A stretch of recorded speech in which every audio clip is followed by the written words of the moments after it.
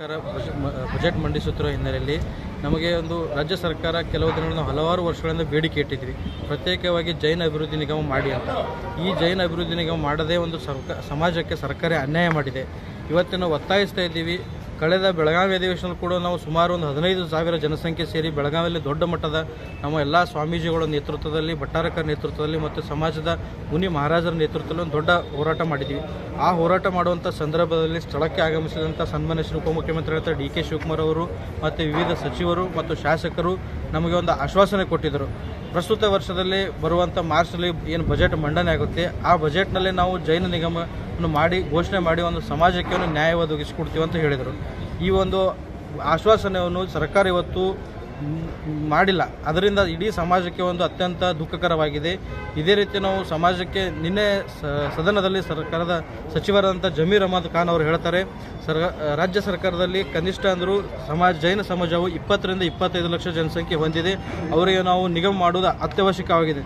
ಕೇವಲ ಹಾರಿಕೆ ಉತ್ತರ ಕೊಡ್ತಾ ಇದ್ದಾರೆ. ಕೇವಲ ಹೇಳೋದು ಮಾಡೋದು ಅಷ್ಟೇ ಮಾಡ್ತಾ ಇದ್ದಾರೆ. ಯಾವುದೇ ರೀತಿ ಅದನ್ನು ಜಾರಿಗೆ ತರ್ತಾ ಇಲ್ಲ.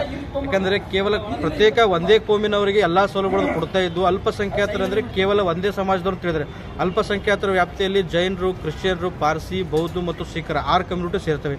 ಈ ಕಮ್ಯುನಿಟಿ ಕೂಡ ಸಮಾನಾಂತರವಾಗಿ ಕಾಣಬೇಕು. ಕೇವಲ ಒಂದೇ ಕೋಮಿನವರಿಗೆ ಒಂದು ತುಷ್ಟೀಕರಣವನ್ನು ಮಾಡ್ತಾ ಇದೆ ಸರ್ಕಾರ. ಮತ್ತು ಈ ನಿಗಮ ಈಗಾಗಲೇ ಅಲ್ಪಸಂಖ್ಯಾತರ ಅಭಿವೃದ್ಧಿ ನಿಗಮ ಸರ್ಕಾರದಲ್ಲಿ ಜಾರಿಯಲ್ಲಿದೆ. ಆ ನಿಗಮದಲ್ಲಿ ಕೇವಲ ಒಂದು ಯಾವುದೇ ಒಂದು ಬಜೆಟ್ ಬಂದರೂ ಕೂಡ 100 ರೂಪಾಯಿಲಿ 80% ಒಂದೇ ಕೋಮಿನವರಿಗೆ ಕೊಡ್ತಾರೆ.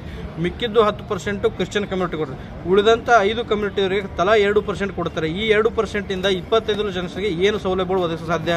ಇದರ ಬಗ್ಗೆ ಸರ್ಕಾರ ಕೂಲಂಕುಷವಾಗಿ ಪರಿಶೀಲನೆ ಮಾಡಬೇಕು.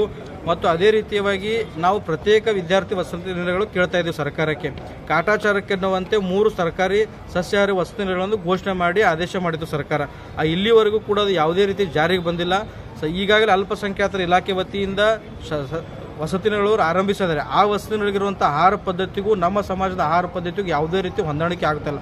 ನಾವು ಜೈನರು ಶುದ್ಧ ಸಸ್ಯಾಹಾರಿಗಳಿಗಿದ್ದು ಅಲ್ಲಿ ಕೊಡುತ್ತಾರಂತ ಬೆಳಗ್ಗೆ ಎದ್ದ ತಕ್ಷಣ ಮೊಟ್ಟೆ ಕೊಡ್ತಾರೆ, ಮಧ್ಯಾಹ್ನ ಮಾಂಸ ಕೊಡ್ತಾರೆ, ಚಿಕನ್ ಕೊಡ್ತಾರೆ. ಈ ಥರದ ಆಹಾರ ಪದ್ಧತಿಯನ್ನು ನಮ್ಮ ವಿದ್ಯಾರ್ಥಿಗಳು ಹೊಂದಾಣಿಕೆ ಆಗ್ತಿಲ್ಲ.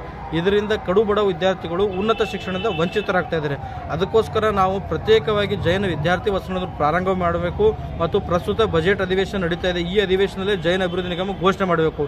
ಇಲ್ಲದಿದ್ದರೆ ಕೆಲವೇ ದಿನಗಳಲ್ಲಿ ನಾವು ರಾಜ್ಯಾದ್ಯಂತ ಜೈನ ಸಮಾಜದಂತ ಉಗ್ರವಾದ ಹೋರಾಟವನ್ನು ಮಾಡುತ್ತೇವಂತೆ ಸರ್ಕಾರಕ್ಕೆ ಈ ಮೂಲಕ ಎಚ್ಚರಿಕೆ ಕೊಡ್ತಿದ್ದೇವೆ.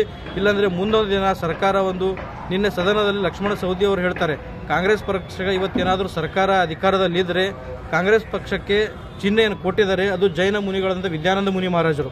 ಆದರೂ ಋಣ ತೀರಿಸಬೇಕಾದ್ರೆ ಅದಕ್ಕಾದರೂ ಮಾಡಿ ಅಂತ ಹೇಳಿದ್ರು ಕೂಡ ಸರ್ಕಾರಕ್ಕೆ ಇಲ್ಲಿವರೆಗೂ ಕಳಿಸಿಲ್ಲ.